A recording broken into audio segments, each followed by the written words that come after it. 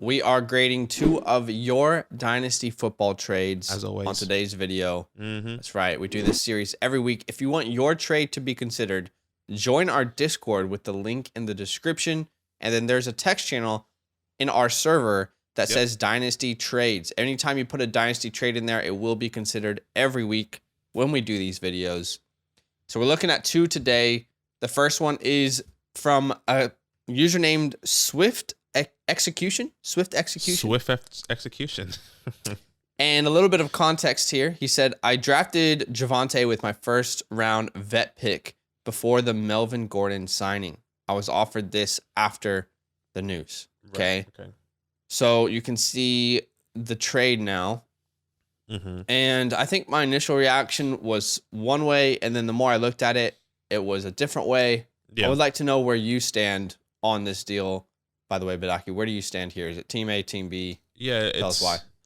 It's very interesting because I don't necessarily. It was very difficult because I love Team B, no doubt about it. Especially depending on how you're building your team. Are you more futuristic? What are you thinking? But when I really came down to it, I thought about value. Okay, so I do believe Team A wins. Alvin Kamara, still a guy that's going to be, at least we hope to get a workload. Josh Jacobs is every single year on the brink of a breakout, top 12 running back, and he finishes. Technically, his offense gets better, and you get a 24 first. As always, you say we shouldn't be, we shouldn't be giving up these guys. And let's just say, Alvin Kamara has one good game. You can still get a first for Alvin Kamara. You can definitely get a first for Josh Jacobs. That's 3 first-round picks you have right there outside, but you don't have Javonte, which is okay. Right. So I think Team A wins for me, just basically based off the value that you can flip Alvin Kamara and Josh Jacobs. Okay. And then the 23-3, obviously, it's just a plus. It's just a bonus. Sure. That's how I saw it. Because technically right now, you can probably get 2 firsts, I think, for Javonte. At least, yeah. So I think that's pretty even. So, Alvin Kamara and Josh Jacobs, 2 firsts. Sure. I would say I agree that you could get a first for Alvin. I'm not so certain that someone will give a first for Jacobs based off of what I've had for, him, what I've been looking for him, and those kind of deals. I will agree with Alvin. I'm not so sure on Josh Jacobs there. Maybe early second you could get for him. I don't know, but that's kind of because I have been in quite a few leagues, and not a lot of people are really looking to trade for him with the uncertainty. These reports that are coming out. I still believe he's going to be a great option this year. Great option this year. Okay, so initially when I looked at this side, I was Javonte. I was Team B. And I just want to make a case for both sides really, really quick. Okay? Because I think most people are going to look at this trade and initially say, oh my God, it's Team A. And it's a huge overpay. But let's think about this. How high is Javonte Williams going in a startup draft right now? Right? Yeah. Think about these picks from a startup draft value. The 23 third, really, it's not a factoring asset in this trade for me. For sure. So I'm just going to ignore it. For sure. That's what I did. The odds that you hit on that 3rd round pick, even though it's a good class, not all that high. Okay. Right. Let's talk about Javonte. In most of our leagues, is going anywhere from the 112 to the 204. Yeah. So let's say Javonte is the 202 in a Superflex startup draft. Alvin Kamara, Josh Jacobs, these guys are not being drafted, at least in most of the leagues we're seeing, guys. Obviously your leagues could be different. A lot of people are new to Dynasty or they draft a little bit differently. But in our leagues, I looked at the last the last draft that we did, the last startup we did. Kamara was a 610. Jacobs was a 703. Okay.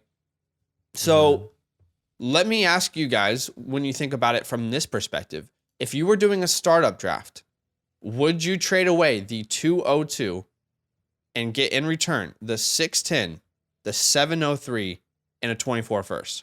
Would that be enough for you to move the 202? And I just want to ask you, because it's a question I keep dealing with in my own head.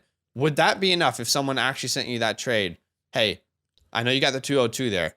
I'll give you the 610, the 703, and 24 first. The tier of players there is so drastically different. Where would you stand if it was a startup draft? Yeah, I think that really depends on my team construction. If I'm going in knowing that I want to be more of a rebuild team, a futuristic team. Yeah, Javonte Williams can be a futuristic, But, those 6th and 7th rounders, you're probably looking at some rookies, maybe depending on your leagues.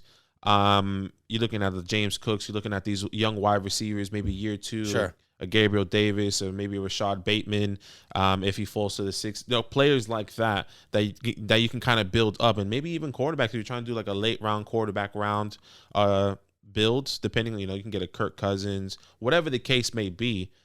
It just really depends on the team build. So I would say right now, it's kind of hard to picture it because I can't really say, you know what? When you're doing trades, it's hard in the moment, It's like, damn, I don't know if I can do that. But it is tough. It's a tough one for sure. Yeah. And, I think when you put it down on paper and you think about it from this perspective, a lot of people are going to struggle to. Yeah. Because personally, if someone wants a 202 from me in a startup, I'm not giving it away for that. That's just not enough. Mm-hmm. So I wanted to bring that perspective because I don't think this trade is as crazy as people are leading on. But then you look at Team A, and we have 2 running backs here who I think have a great chance to finish in the top 12 this year. Yeah. Right? So Jacobs in that explosive offense, but there's question marks about these guys. The 5th-year option was declined, right? Alvin Kamara, his age, offense. He's getting a little bit up there. New offense. A lot of things can be in question. And the suspension.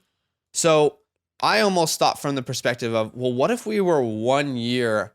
What would this trade look like in 1 year from now? And I'm not sure that I would choose the other side 1 year from now. I'm really not. And I think the only reason why I chose this, because I did the same thing. 1 year from now, after this 2022 season, what does Alvin Kamara and Josh Jacobs mean? And I was like, it's all based off value right now. Can I flip these guys right now? Sure. And, those 2024 draft picks, let's say it wasn't even 2023 picks. 2024, guys, you always say Braylon Allen, Caleb Williams. Obviously, we don't know what these first round picks in the 2024 class is going to be if you were to trade for it. But if you were to trade Alvin and Josh Jacobs for at least the first, you have 3 2024 first round picks that can be the future, Sure. So it just depends on how they want to build a team. I don't know that anyone's giving you a first for Jacobs, but Kamara, let's say you get a 224 first and a 23rd second. That's kind of what this value looks like in picks if we really want to, Team A's value there. Right. So, but at the end of the day, what it came down to for me is I just cannot bet that much on one person. Yeah. I can't bet that much on one person. Mm-hmm. We are one injury away from catastrophe here with this team, with the Javonte side. So as much as I love him, I hear you. I don't want to pay this high of a price. And, I thought about it. Okay, well, what would make this trade a little bit more even? For me, take away the 3rd round pick, take away the 24 first. Let me just give you a 23 second. Right? I'll give you Kamara, Jacobs, 23 second. Give me Javonte Williams. Right. That's where I would say it becomes a flip for me to the Javonte side. So I wanted to go into detail because I feel like a lot of people would see that trade instantly and think, yeah, this is stupid. Why would anyone do this for Javonte? But I don't think it's crazy. If we look at the grades for this trade, I gave it a B for Team A. And I gave it a B- for Team B, so I thought it was relatively close. Yeah, the exact same thing for me. So I think it's, once again, super, super difficult. I do believe it's probably all about value, I think, at the end of the day for these guys, for this trade specifically. Sure. The hard thing is trying to then go trade those guys for value because it doesn't always work out, depending on your league. All right, trade number 2. Shout out to Robin S. You can see the trade on the screen now. Team A gets Mac Jones, Travis Etienne, a 23 first, and Team B gets Russell Wilson and Elijah Mitchell. Badaki, where do you stand on this trade? Are you Team A or Team B? I actually believe this trade is fairly even, oddly enough, because Russell Wilson, a top 10 guy for the past 10 years, essentially, outside of 1 year. Elijah Mitchell, if you see our redraft channel, I've said that he's going to be a break, and I think that does equate in a dynasty perspective as well. I said this before. We haven't seen a full season of Elijah Mitchell. He's missed more than 6 games, and I think he's still on that edge of truly breaking out. And Mac Jones, he's been averaging about 18 points per game. He's not going to get you those home run games. He's just good. But that 20 has he been averaging 18? Yeah, 18 points per game. I double checked last night when I was preparing for this, it was 18. That's a 6-point touchdown. Oh, excuse me. Obviously. It was 14. I'm sorry. It was 14 points per game. That's pretty high. Yeah, that was pretty high. 14 points per game. Right. And he's not going to get you those home run those home run wins like I said Russell Wilson will do. Yeah. So this was tough, but I think it's Team B for me. It's going to be Team B. Which sounds crazy because at 23 first, it is extremely, extremely valuable. And I love Travis Etienne. That's your guy, the young Alvin Kamara. It's a toughie. It's a toughie. Yeah, look, I've said it before. I should get a tattoo of Travis Etienne because I don't stop talking about him. People might be annoyed by that. I don't know. Let us know in the comments. But this is Team A for me. Mm-hmm. And for me, I think that Team B probably overpaid, to be honest. But let's talk about it. Yeah. So I'm Team A. Obviously, the difference between Russ and Mac Jones, even if you were doing a rebuilding team right now, you would want Russell Wilson. Yeah. Russell Wilson. Okay? Russell Wilson. There's no doubting that you would want Russell Wilson on your team. Mm-hmm. You're losing the upside at the quarterback position.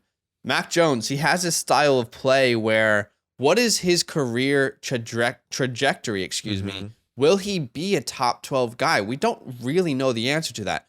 Derek Carr's kind of always been this fringe top 13, 15 type player. Yeah. And that's a valuable guy, but he's not winning you championships. And that's kind of where I am with Mac Jones, the Kirk Cousins. Kirk Cousins was able to take that leap. Yeah. Right? Joe Burrow was able to take that leap because he just has different intangibles that Mac Jones maybe does not have. However, you look at the difference between Russ or Mac and Etienne in a 23 first and Elijah Mitchell, right? So that's kind of how I'm categorizing this in my brain. Okay, Russ, Mac Jones. The other side, Travis Etienne in a 23 first or Elijah Mitchell. I love Elijah Mitchell, but he's still a 5th round pick. And historically, let's look at how teams have prioritized 5th round picks. Have they prioritized them if they've done well, or has it stopped them from bringing other running backs? Have they given them big money? Typically, the answer is no. It's quite rare. You know, Aaron Jones is probably one of the only exceptions that I can think of off the top of my head.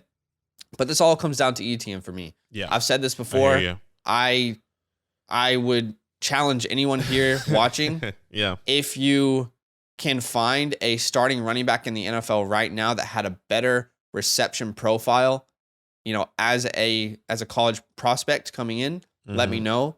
I think he's about to be unleashed. And I've said this before on the redraft channel. For me, he's about to finish top 8 in targets, and we're going to see a Swift type year. Like from what we saw last year from Swift, we're going to see that from Travis Etienne. A bad team that had to dump off the ball a lot. The most talented player was Swift. He got the ball the most. You're going to see that from Etienne. And this time next year, Etienne is going to be worth multiple firsts. That's how I'm viewing it because of because of how much I believe in his, you know, his college profile and what he did in college and what he's going to do now with the skills that he's brought over. So, look, at the end of the day, that 1st round pick in Etienne, that part of this trade is too much for me. And honestly, even if I'm a win now team, I'm not sure I make this trade. Personally, okay. I think this might set me back. Because to me, if I'm a win now team, I think this is an overpay, and I don't know if it's exactly the right pieces. So I looked at this trade and I was like, what would make it more even? Honestly, I think this trade would be more even if the 23 first wasn't involved. So if it was Mac Jones and Travis Etienne for Russell Wilson and Elijah Mitchell, that seems more fair to me. And maybe that's because of where I view Travis Etienne. I already have him as a top 8 dynasty running back in my rankings. Elijah Mitchell, I'm not so certain on. I still like him, but he's more in the late teens. Yeah, I think it's tough. That's where it's tough. Yeah, I think that's where it's tough, you know, because if I take that 23 first out, I'm still, Mac Jones is still, we don't really know what he can do. We hope and believe that he can do something, but Russell Wilson, the pure, I guess, opportunity that he's going to bring for your team, I didn't do his average, but I'm pretty sure he's for sure averaging at least 22 plus points a game usually on a good day. Obviously, you know, like 22 is pretty high, but Russ would be around the 20s. Yeah, 20s, exactly. Which is still pretty good consistency wise. It's just last year was a rough year, but if you look at every year before that, he's been really consistent. And top 6, 7 type player. Yeah, and what's interesting is that, you know, yeah, Travis Etienne, we haven't seen it. I believe in it, just haven't seen it. So I guess we're just banking on the talent, which for sure that's what we all do, banking on the talent. So that's what's tough for me. The I haven't seen it is a good argument, but it's a dangerous one because they didn't see it from Chase last year, right? A lot of people doubted Javonte last year. You know, the value just went up. And Javonte didn't even finish top 15. We saw the guy work, though. My guy was breaking every single tackle. Javonte, incredible talent. I just talked about how much I love him. Yeah. But think about it. He didn't even finish top 15. And we're drafting him right by Najee. You know? Yeah. So that's why I'm saying it's dangerous to play that we haven't seen a game. But all right, I gave Team A an A+. I loved this deal for them. I gave Team B a B-. This was one of my biggest differences in the trade I've given out. Right. An A+, B-. Yeah, for me, Team A got a B- and Team B got a B+. I do believe this is a fairly even trade. Okay. Yeah, just B has that upper hand, I do believe, with Russell Wilson. Yeah, love it. Let us know in the comments below what you guys think about these trades. You can roast us if you want. You guys never fail to do that. So let us know. We love it, obviously. Comment down below. Yo, what's good? Thanks for watching. We got a lot more videos. A lot more. If you want more videos. Watch it. You can also subscribe. Right now. If you want to. You need to. And lastly, don't forget that you can sign up to support the show and get exclusive content by going to patreon.com/FantasyLandFam.